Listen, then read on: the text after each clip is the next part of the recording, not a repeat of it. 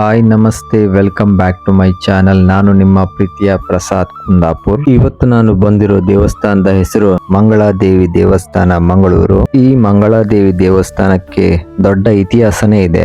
ಈ ಮಂಗಳಾದೇವಿ ದೇವಸ್ಥಾನದಿಂದಲೇ ಕರಾವಳಿಯ ಈ ಪ್ರದೇಶಕ್ಕೆ ಮಂಗಳೂರು ಅಂತ ಕರೀತಾರೆ. ಇತಿಹಾಸದ ಪ್ರಕಾರ ಈ ದೇವಾಲಯವನ್ನು 9ನೇ ಶತಮಾನದಲ್ಲಿ ಅಲೂಪ ರಾಜವಂಶದ ರಾಜ ಕುಂದವರ್ಮನು ಈ ದೇವಾಲಯವನ್ನು ನಿರ್ಮಿಸಿದನೆಂದು ನಂಬಲಾಗುತ್ತದೆ. 9ನೇ ಶತಮಾನದ ಪುರಾತನ ಇತಿಹಾಸವನ್ನು ಹೊಂದಿರುವ ಈ ದೇವಾಲಯವು ಶಕ್ತಿ ಆರಾಧನೆಗಳಿಗೆ ಪ್ರಮುಖ ಕೇಂದ್ರವಾಗಿದ್ದು ಅನೇಕ ದಂತಕಥೆಗಳು ಮತ್ತು ಆಧ್ಯಾತ್ಮಿಕ ಮಹತ್ವವನ್ನು ಹೊಂದಿದೆ. ದಂತಕಥೆಯ ಪ್ರಕಾರ ನಾಥ ಸಂಪ್ರದಾಯದ ಮಹಾನ್ ಯೋಗಿ ಮತ್ಸ್ಯೇಂದ್ರನಾಥ ಅವರ ಮಾರ್ಗದರ್ಶನದಲ್ಲಿ ಈ ದೇವಾಲಯವನ್ನು ನಿರ್ಮಾಣ ಮಾಡಲಾಯಿತು ಎಂದು ಹೇಳಲಾಗುತ್ತದೆ. ಇನ್ನೊಂದು ಪುರಾಣ ಕಥೆಯ ಪ್ರಕಾರ ಪರಶುರಾಮರು ಈ ಪ್ರದೇಶವನ್ನು ನಿರ್ಮಿಸಿ ಈ ದೇವಾಲಯವನ್ನು ಸ್ಥಾಪಿಸಿದರು ಎನ್ನುವ ನಂಬಿಕೆ ಇದೆ. ಈ ದೇವಾಲಯವು ಸಾಂಪ್ರದಾಯಿಕ ಕೇರಳ ಶೈಲಿಯ ವಾಸ್ತುಶಿಲ್ಪವನ್ನು ಹೊಂದಿದೆ. ಮರ ಮತ್ತು ಕಲ್ಲಿನ ಸಂಯೋಜನೆಯ ಜೊತೆಗೆ ತಟ್ಟೆ ಆಕಾರದ ಮೇಲ್ಚಾವಣಿ, ಶಿಲ್ಪಕಲೆ ಇವೆಲ್ಲವೂ ದೇವಸ್ಥಾನಕ್ಕೆ ವಿಶಿಷ್ಟ ಶೋಭೆಯನ್ನು ನೀಡುತ್ತದೆ. ಮುಖ್ಯ ಗರ್ಭಗುಡಿಯಲ್ಲಿರುವ ದೇವಿಯ ವಿಗ್ರಹವು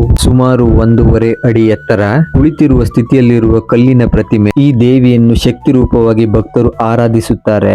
ಇಲ್ಲಿ ಅತ್ಯಂತ ಭವ್ಯವಾಗಿ ಆಚರಿಸುವ ಹಬ್ಬವೆಂದರೆ ನವರಾತ್ರಿ. ನವರಾತ್ರಿಯ ಸಂದರ್ಭದಲ್ಲಿ ಸಾವಿರಾರು ಭಕ್ತರು ಇಲ್ಲಿ ಸೇರಿ ವಿಶೇಷ ಪೂಜೆ, ಅಲಂಕಾರ, ಭಜನೆ ಮತ್ತು ಧಾರ್ಮಿಕ ಕಾರ್ಯಕ್ರಮಗಳಲ್ಲಿ ಭಾಗವಹಿಸುತ್ತಾರೆ. ಈ ಸಮಯದಲ್ಲಿ ದೇವಾಲಯದ ವಾತಾವರಣವು ಅತ್ಯಂತ ಭಕ್ತಿ ಭಾವದಿಂದ ತುಂಬಿರುತ್ತದೆ. ಇತಿಹಾಸದಲ್ಲಿ ಬಿದನೂರಿನ ನಾಯಕರ ಕೊಡುಗೆಗಳಿಂದ ದೇವಾಲಯವು ಹಲವಾರು ಬಾರಿ ನವೀಕರಣಗೊಂಡಿದೆ. ಇಂದಿಗೂ ಈ ಕ್ಷೇತ್ರವು ಶ್ರದ್ಧೆ, ಸಂಸ್ಕೃತಿ ಮತ್ತು ಪರಂಪರೆಯ ಸಂಕೇತವಾಗಿ ನಿಂತಿದೆ. ಮಂಗಳಾದೇವಿಯು ಕೇವಲ ಒಂದು ಪೂಜಾ ಸ್ಥಳವಲ್ಲ, ಇದು ಮಂಗಳೂರು ನಗರದ ಆತ್ಮ, ಇತಿಹಾಸ ಮತ್ತು ಭಕ್ತಿಯ ಪ್ರತೀಕವಾಗಿದೆ. ನೀವು ಮಂಗಳೂರಿಗೆ ಭೇಟಿ ನೀಡಿದಾಗ ಈ ಪವಿತ್ರ ಕ್ಷೇತ್ರಕ್ಕೆ ಭೇಟಿ ನೀಡಿ, ಹಾಗೆ ಈ ದೇವಿಯ ಆಶೀರ್ವಾದ ತೆಗೆದುಕೊಳ್ಳಿ.